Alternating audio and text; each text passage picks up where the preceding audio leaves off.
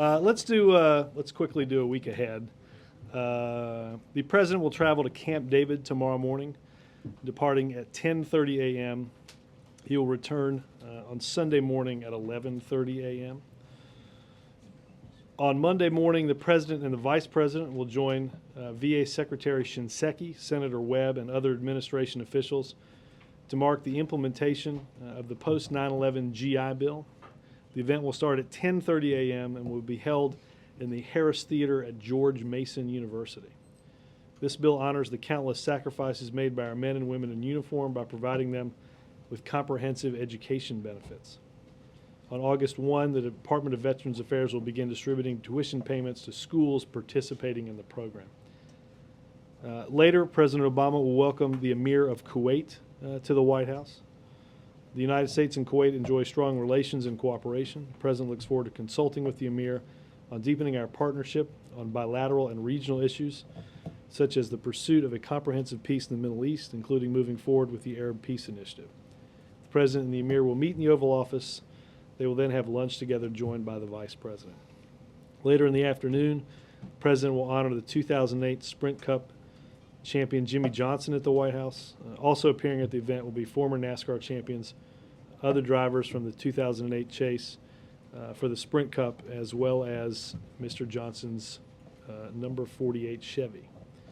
On Tuesday, the President will attend meetings here at the White House. On Wednesday, the President will travel to Elkhart, Indiana, for an event that I think you guys have a sign up for. On Thursday, the President will attend meetings here at the White House. In the evening, he will attend a fundraiser for State Senator Creed Eads in Tyson's Corner. And right now, our guidance for Friday is meetings here at the White House. Say again? Sunday afternoon. Somebody have pool duty Sunday afternoon? I thought you were trying to plan your weekend. I don't know of any plans, but I will see if we're hitting the links or hitting the. Yes, ma'am. Can you tell us what he's doing in Elkhart? Yes, there'll be an announcement on some Recovery Act money and a little bit longer discussion on the economy. Yes, ma'am. Representative Waxman has a deal in his committee which readies a bill to go to the floor. Is this deal something that the President could sign? Well, obviously there. Let's step back for just a second in terms of we get a bill out of Energy and Commerce today. You'll have the 3 committees of jurisdiction in the House that will have all approved a piece of legislation, which obviously is a positive, big positive step forward and gets us even closer to comprehensive health care reform. Obviously, there are elements of this legislation that we think are laudable, and we're waiting and hoping that the Senate Finance Committee will continue to work on a bipartisan basis to move their legislation forward so that, again, we can get something done here in the fall. Well, let me step back then for just a second. Sure. At what point can you say, this is a bill we like, we'll sign this one, we don't like this one, we do like this one? I mean, isn't there a time to step into that? Well, I think at some point you're going to have legislation that will go through the House, go through the Senate, have to be reconciled, and I think the President has obviously been part of this process, and we think progress has been. Conference before he says what he likes and what he doesn't. I don't think we're that far yet. No, but he could take a stand. Some people are criticizing him for not taking a stand more directly on what he wants. Other people are criticizing him for taking too much of a stand. I understand. But I'm asking, at what point does it seem smart from the White House perspective to line up behind a particular bill? Well, I think the President has outlined a series of principles that he thinks constitutes genuine and comprehensive health care reform. We are urging committees on both the House and the Senate side to move forward and make progress, and we're happy that they're doing that. Does it have a public option in the Western? I believe the House bill does, yes. Yes, sir. The President's taking a lot of heat over the stimulus. In what sense was today's GDP figure sort of a vindication of the stimulus, since the jobless rate is still going up? Well, and I think the jobless rate, as you heard the President discuss, is likely to continue to go up.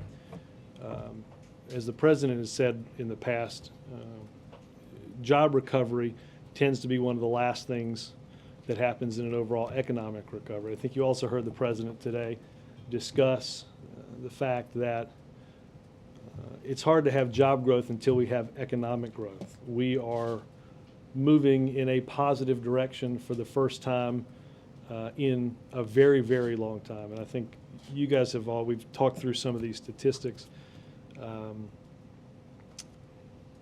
It's been, we've now had 5 consecutive, we've had a year's worth of economic contraction. We know that the economy was in worse shape in 2008 than many had presumed before. And we know from the statistics today that the economy hit a bottom likely in the first quarter of 2009. I think a number of things have happened to allow that contraction to become much, much smaller. There's no doubt that the recovery plan, which was designed to cushion the downturn, has done so. I think you also see an increase from the statistics in business investment. Not an increase, let me correct myself there. There's a rise in business investment relative to the last quarter, which I think is an important statistic which measures some confidence by business themselves. I think that also has something to do with financial stability, which was part of the President's plan to get this economy back on track. So I think there are several factors that are involved, but I think there is absolutely no doubt that the recovery plan, I think the statistics prove this quite clearly, and I think if you talk to economists, not just in this building, but throughout this country, they will tell you that there's no doubt the Recovery Act cushioned that downturn. Yes, sir. July was the deadliest month for U.S. troops in Afghanistan since the war began there, and I was wondering if you could convey what's being accomplished in exchange for this loss of treasure. Well, obviously, let me begin by doing what the President would do, which is to honor and laud the sacrifice of men and women serving overseas, and to their families, especially to those who have paid such a tremendous price to protect our freedom. You heard the President throughout the campaign and throughout the first 6 months here talk about the fact that for quite some time we'd taken our eyes off of the ball in Afghanistan, that we needed to improve the security situation, particularly as we led to elections there in the next month. We reviewed the policy and made some initial adjustments in forces. General McChrystal is in Afghanistan and is continuing to review our policy. I think what's also important, you've heard the President discuss, Jake, that progress in Afghanistan, and what we want to do obviously is destroy and defeat those that are plotting terror against our country and others. That we're not going to be successful simply by military means alone. We have to increase our focus on development, on agriculture, on civil society. Only through both means are we going to see progress.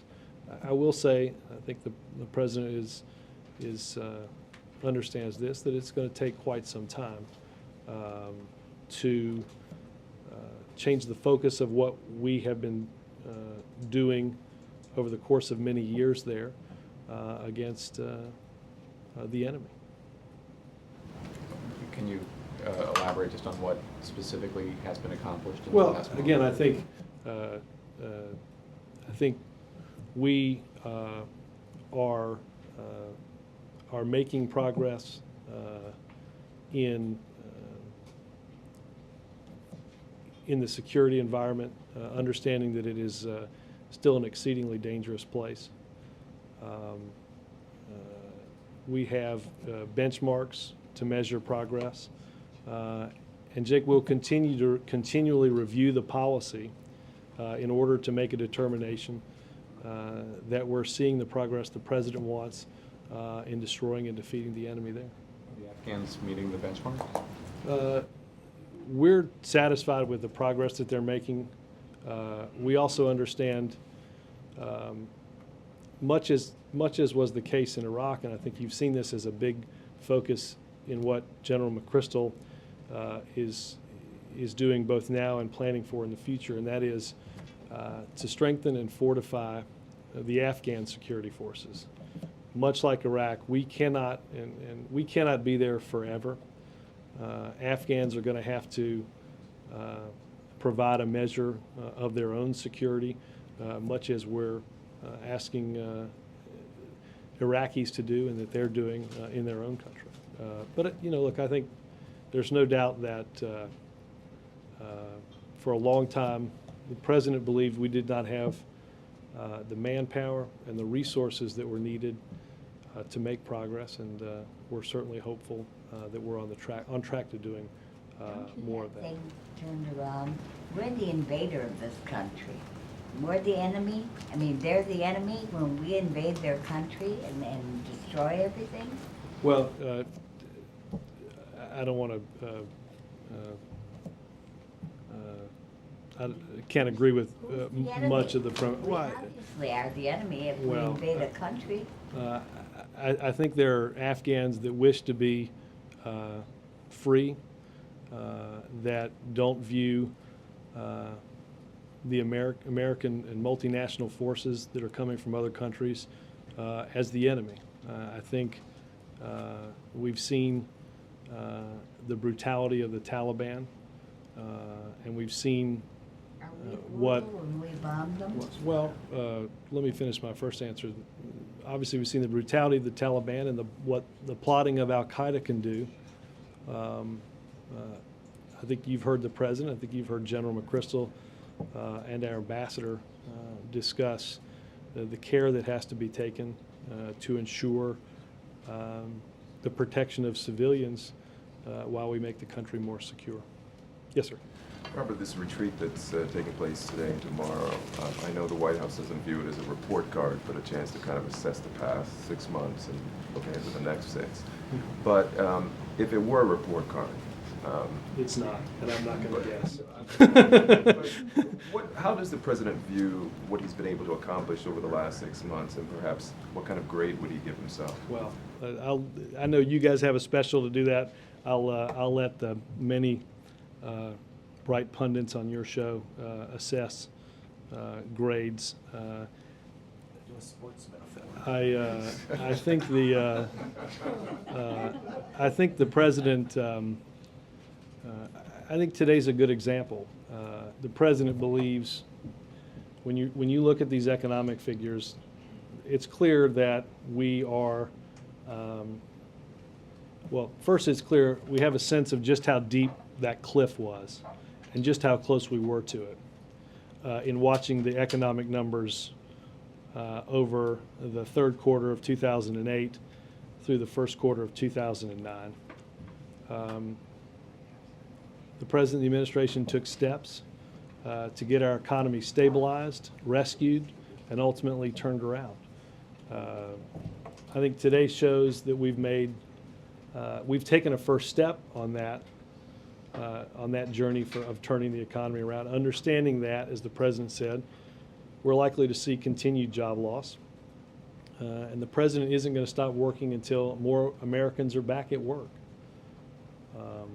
We've taken some important steps, but we have a long way to go. Over the last 6 months, well, certainly before, as he came into office, and throughout the 6 months, he's talked a lot about bipartisanship. Mm-hmm. He came here to really shake things up. And it seems increasingly he's having to rely on his own party to get a lot of the work done. I mean, what Well, I mean, I think if you look at, I think you've seen Republicans come out for Judge Sotomayor. I think you saw 40-some House Republicans vote for the first change in our food safety laws in 75 years in this country, just yesterday. Just a few minutes ago, the House of Representatives voted to extend a very successful program known as Cash for Clunkers on a bipartisan basis. So he's satisfied then with the No, bipartisan effort and what he's been able to change? I think he would tell you, and I think he did tell you, that he was not under the illusion that change was going to come to this town easily. I don't think the president is ever going to be satisfied. The president also knows he didn't expect to get 100% of the people 100% of the time. He's been able to work with Democrats and Republicans. I think the Senate Finance Committee is a pretty good example. His message to them is, you're making progress, so keep talking. But then, bipartisanship's a two-way street. It's not a one-way street. I mean, I think back to some of the comments around the recovery. Remember, the Republicans in the House announced their opposition to it an hour before the president went to talk to them about the Economic Recovery Act. I mean, it takes two to tango. And I think, I'll let the Republicans speak for themselves about whether they have done what they think they need to do to address the serious problems of this country and seek solutions on behalf of the American people.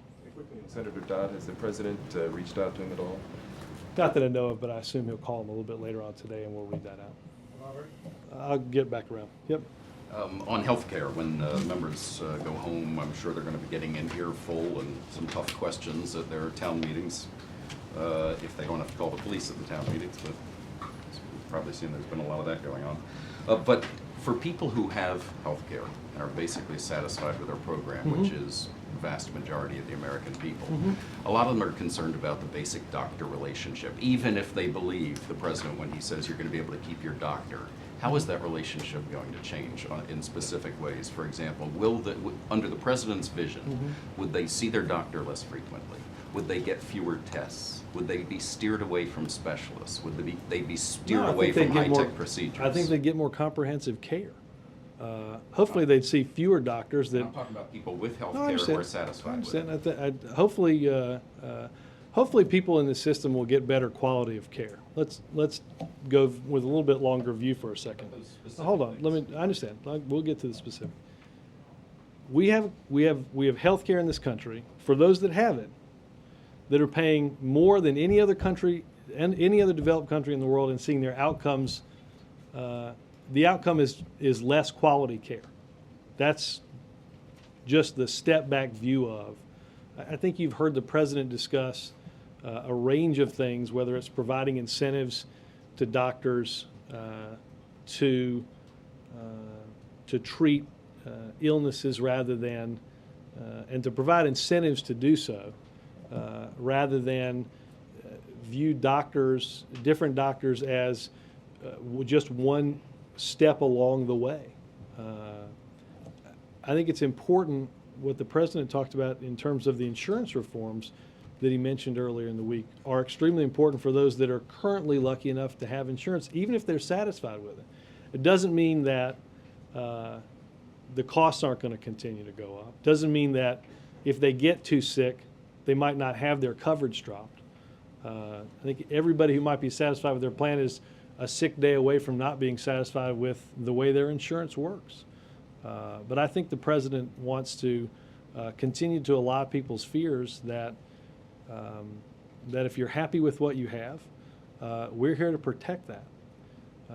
And I think that's what his goal is. But he wants to save money by having fewer tests, fewer procedures. Well, again, I think that's... There are a lot of people out there who are worried that, hey, my doctor's going to say, well, let's not do that test. President Obama wants to save money. I've never heard a doctor. It's a reasonable concern.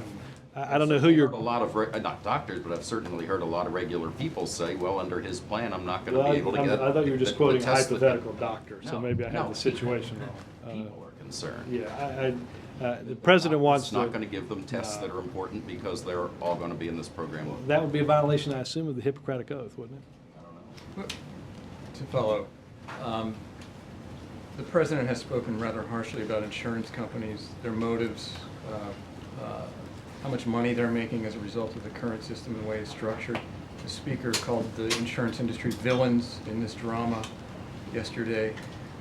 Is the insurance industry the enemy here?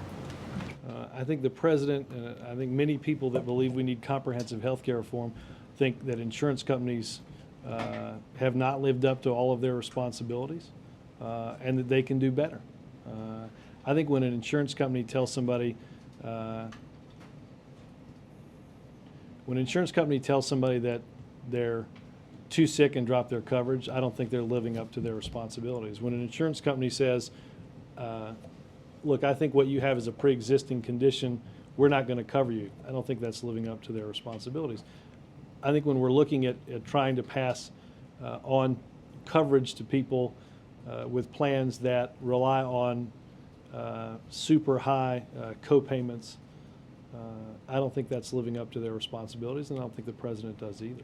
And to follow on what Chip was saying, what about doctors? The president was criticized Well, first let's understand this.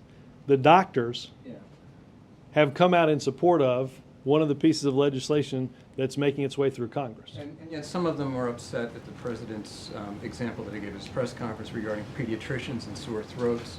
Right. The president was critical of doctors' motivations. An example he used in Bristol.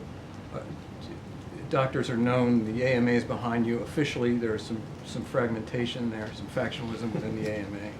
There wasn't Do you worry that fragmentation. you're It's interesting, there vilifying? wasn't fragmentation when we went to the AMA and you all were concerned that they wouldn't support our plan. Do you worry that you're vilifying the rank and file of doctors? No, I think doctors, as the president said in Chicago during that speech, doctors want to help and cure people, right? We want to help provide far greater incentive to do that.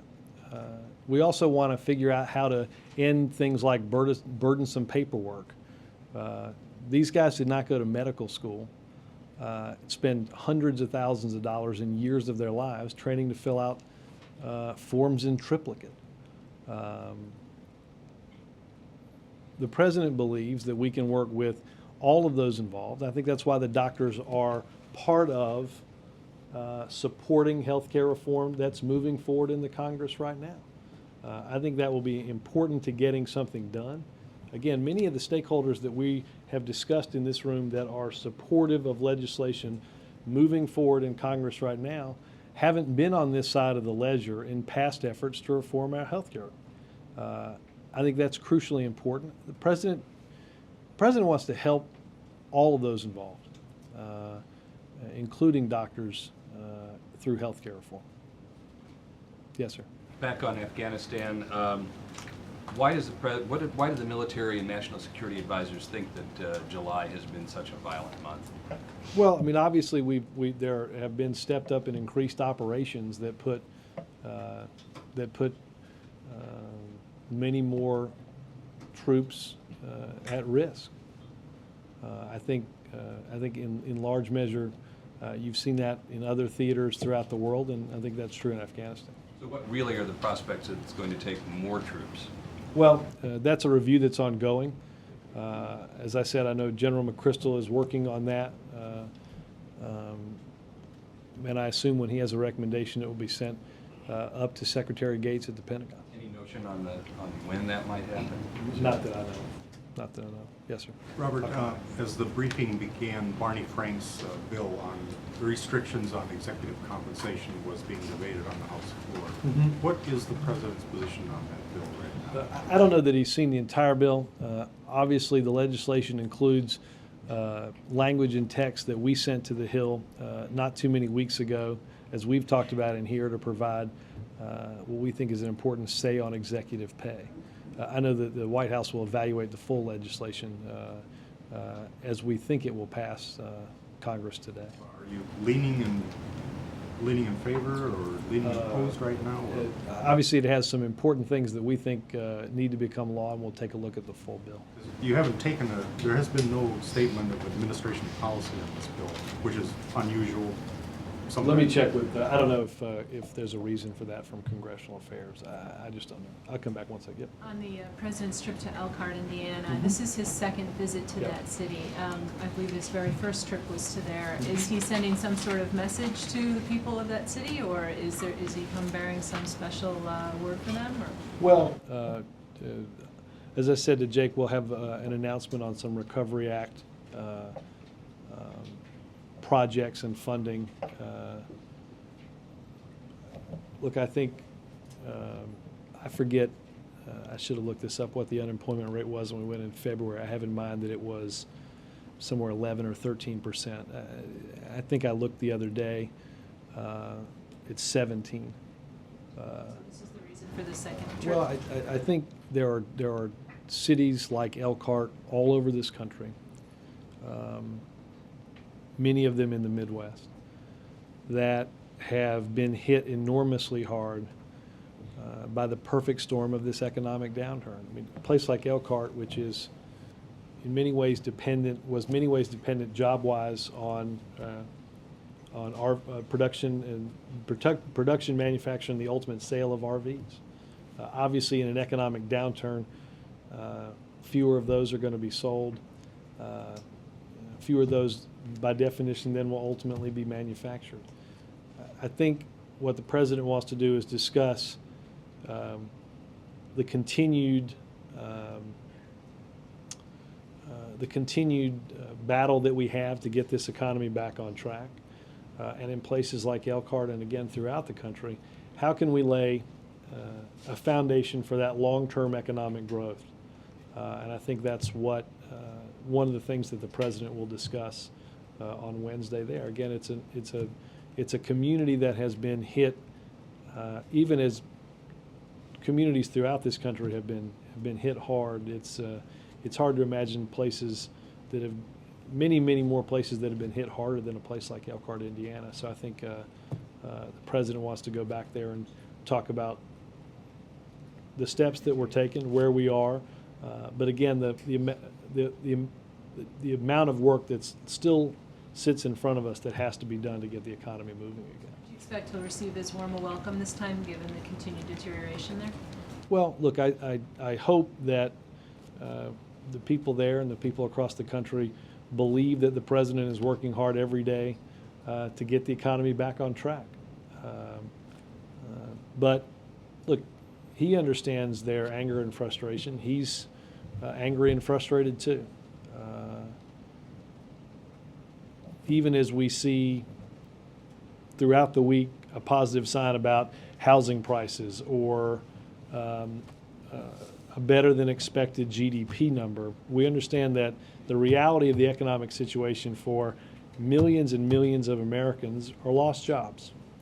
And I think, as you heard the president say today, he won't be fully satisfied until we get those folks back to work. Follow up for 1 second? Yeah. You said he's angry and frustrated too. Who is he angry at? That would probably be an enormous list to start. Look, I think there's. Look, I think like the American people, and you heard the president talk about last fall. He thinks that unnecessary risk was taken in our economy that led to a collapse in the financial industry. That by definition pulled back to a large degree the amount of lending that was happening in our economy. The president spoke in some ways about this in a completely ignored speech right after Labor Day in 2007 on Wall Street about the risks that were being taken and the downsides for the American people. I think he's also he's angry and frustrated on behalf of the American people that it took us we didn't, as I've said before, didn't get here overnight, and unfortunately, we're not going to be able to turn it around overnight. We see that even a quarter of economic growth measurement denotes that we're contracting less than we were. So I think the president understands we've got a long way to go, and we'll continue fighting to make sure we make progress. Yes, sir. A couple of issues. How is it the administration and Congress underestimated the popularity of the Cash for Clunkers program, and is anyone thinking that it might have been a significant element of keeping GM and Chrysler out of bankruptcy and might have saved us some TARP money? Well, regardless of whether or not the companies went bankrupt or not, before that, we saw, as a result of the economic downturn, a situation not unlike Elkhart, right? The economy slows down precipitously, and not many people are buying cars. I think let's understand that the fact that a program that started 2 weeks ago with $1 billion as part of a supplemental bill, and we remember when we originally talked about this, we talked about, I think, a $4 billion program. It's a success that there's concern that too many people are buying cars. That's a good thing. I think you've seen a combination of people understanding the incentives. You've seen manufacturers and dealers advertising locally and nationally about the incentives that are involved. And we're happy that they've taken those incentives and purchased new cars, in which we think will benefit consumers purchasing cars, dealers selling cars, manufacturers building cars, and ultimately taxpayers, because the cars that they're purchasing have a higher fuel mileage, higher average fuel mileage than the car they're trading in. That's good news down the road. We think the program has been a success. The president is enormously pleased that the House has voted to use some energy efficiency money out of the recovery plan, $2 billion, to continue the program because it's been a success. Separate issue, with the release of the Air Force One photos today. Apparently an email from Colonel Turner of the Presidential Air Group says that former Secretary Calderon and George Mulligan have both blessed the event and were to brief you and Jim Messina prior to it. Were you briefed? No. I think anybody can look back at the transcript of the day that I came out here, and it's I don't think the transcript denotes maybe the look on my face, but I think the answer denotes, and the report that we ultimately released says that unfortunately neither Jim nor I were briefed. Safe to say, I think if we were, we wouldn't have had those fancy pictures. Yes, sir. With the Emir of Kuwait coming Monday, what have been the results of President Obama's outreach to Arab states to make some relatively modest diplomatic overtures to Israel? Well, I don't want to get into any of the feedback that's come back as part of private diplomatic letters. The president has met with a number of, as you mentioned, Arab leaders in order to for all involved in this process to understand the responsibilities that they have in order to return as quickly as possible to the table to seek a long-term peace in the Middle East. Let me see if there's anything additional from NSC that we can get on. Progress? I think both, well, Secretary Gates, General Jones, and Senator Mitchell were all in the region. All of them, particularly Senator Mitchell, as I said earlier this week, Senator Mitchell and Prime Minister Netanyahu say we're making progress. And I think if you look at, stepping back a little bit, the outreach to these countries in the world, I think their view of the United States and our willingness to engage has has been shown in more and more people in those countries approving of the foreign policy actions of the United States. I'm sorry, can I Good. just follow up very, Yeah. very quickly? The Israeli government, however, has not frozen settlement construction, which the president called illegitimate in Cairo. Netanyahu endorsed a Palestinian state, but with so many caveats, the Palestinians say it's impossible.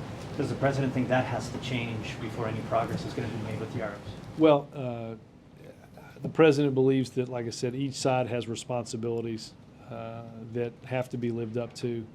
I know the president looks forward to hearing from Senator Mitchell as he returns from the region on the next steps forward. This is something the president will spend an enormous amount of his personal time on in hopes of seeing a breakthrough in peace. Yes, ma'am. I know you said that what happened, came out yesterday is proof that the Cash for Clunkers program was a success. But can you tell us just how did the White House get caught off guard by this? How did the White House get caught off guard by? By the money running out? I think there was some confusion. Obviously, there was as I understand it, there was some dealers did some checking, surveying, unscientific survey about the popularity of the program. Look, I think there are many people. I think many of you all that wrote stories about this quoted people that were skeptical that. No, I know not you. I'm talking about everybody else in the room but you. I'll pick them out. No, I'm kidding.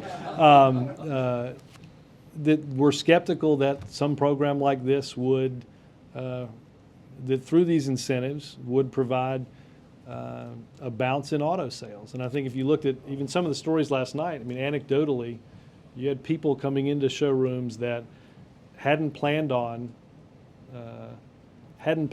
purchasing a car, that found the incentives to be structured as such that it made a lot of sense for them economically. So I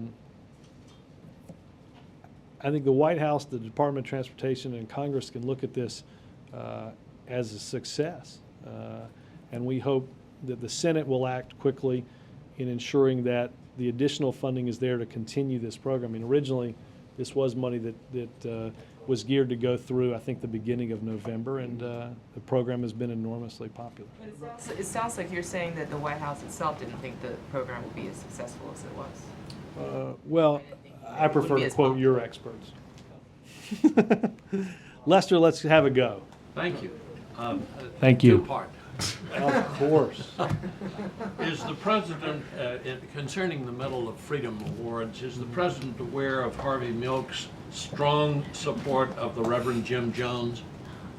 I don't know if that was in the briefing material. I can tell you the president's opposed to Jim Jones. How about that? Good. Does the president expect Israel to wait until they are nuclear bombed by Iran before they go after Iranian nuclear weaponry? Well, I think the president has said that countries make security decisions for themselves. All involved, led by the United States and others, are trying to do whatever is possible to prevent Iran from obtaining a nuclear weapon. That's our focus. Well, thank you very much. And just one last one. Does the president believe that apology is the sign of weakness? I was going to say, how's this a two-part question if I'm getting part of it? I'm sorry, repeat. You were what so was the question? nice, I Yeah, just no. threw in another one. Yeah, that's a problem I have. Repeat the third of the two-part question. Does the president believe that apology is the sign of weakness? Can you be specific?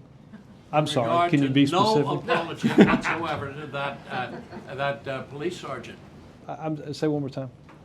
In regard to no apology to that police sergeant, does the president believe that apology is the sign of weakness? No, I think the president and Sergeant Crowley had a good conversation a week ago where the president discussed with him and ultimately shared with you that he wishes he would have picked his words differently.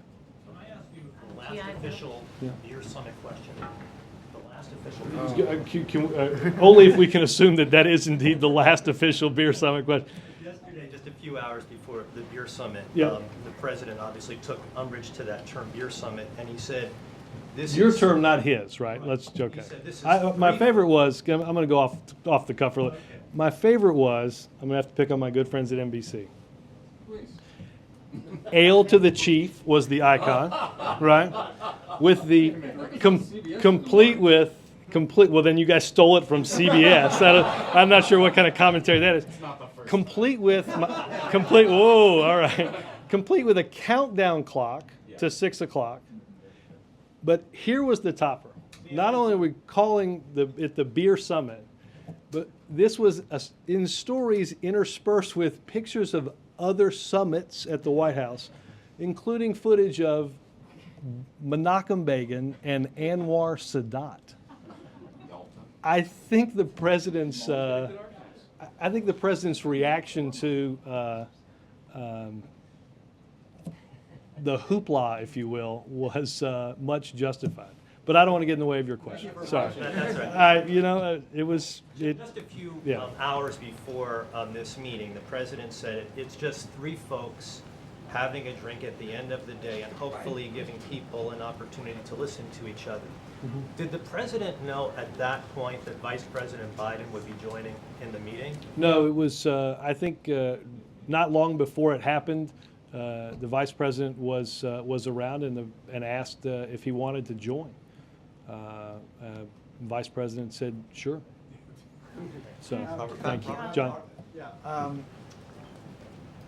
Back to today's news. On clunkers. Yeah. The problem, as I understand, I've talked to some state auto dealership associations, which represent numerous dealerships. According to talking to some of these folks, what's been a success so far is creating demand.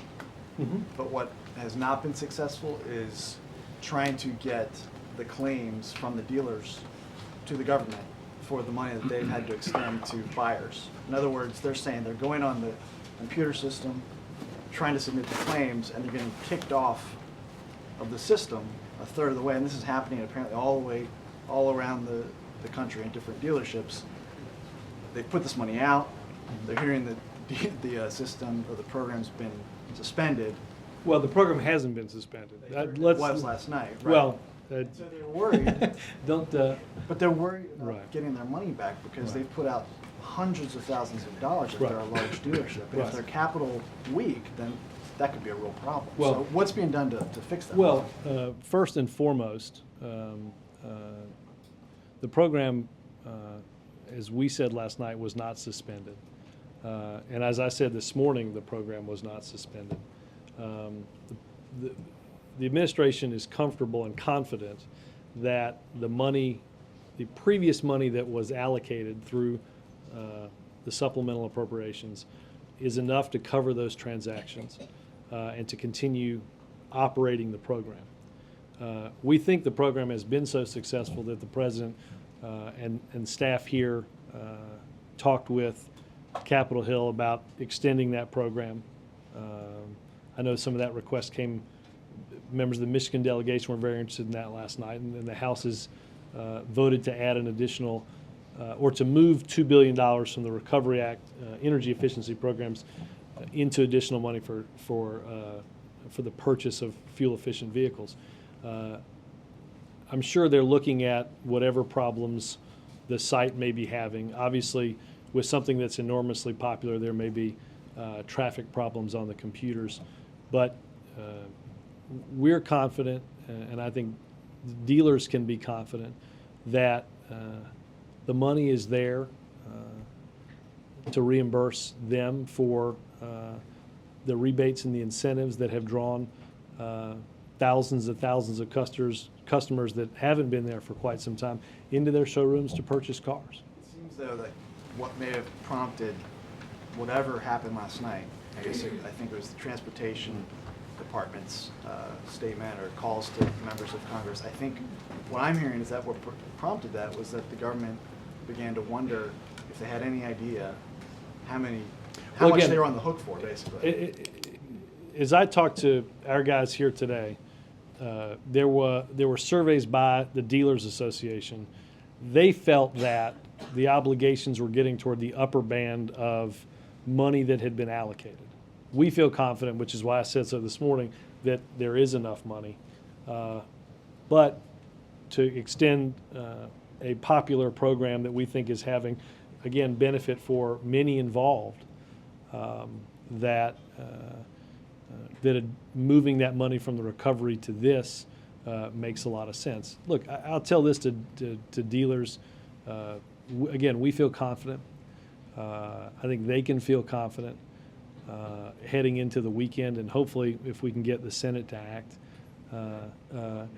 I think it's more likely that it's going to be the beginning of next week. But I think they can feel confident heading into the weekend with a strong bipartisan vote in the House for additional money to ensure the continuation of the program. Robert, excuse me, but isn't there a chance of an interruption, though, before the Senate acts?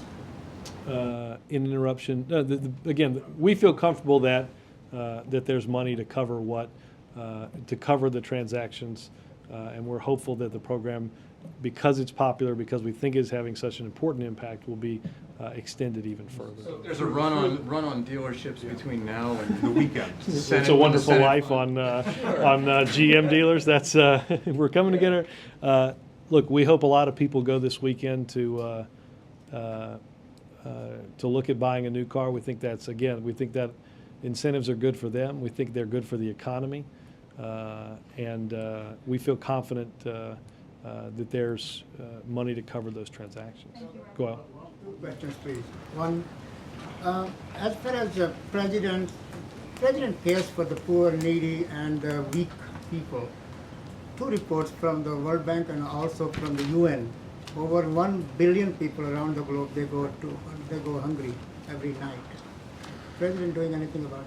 Well, I mean, as you know, at the end of I think the last day of the G8 summit in Italy, one of the things that the countries worked on, one of the things that the United States spearheaded was additional food security aid, which we all know is tremendously important.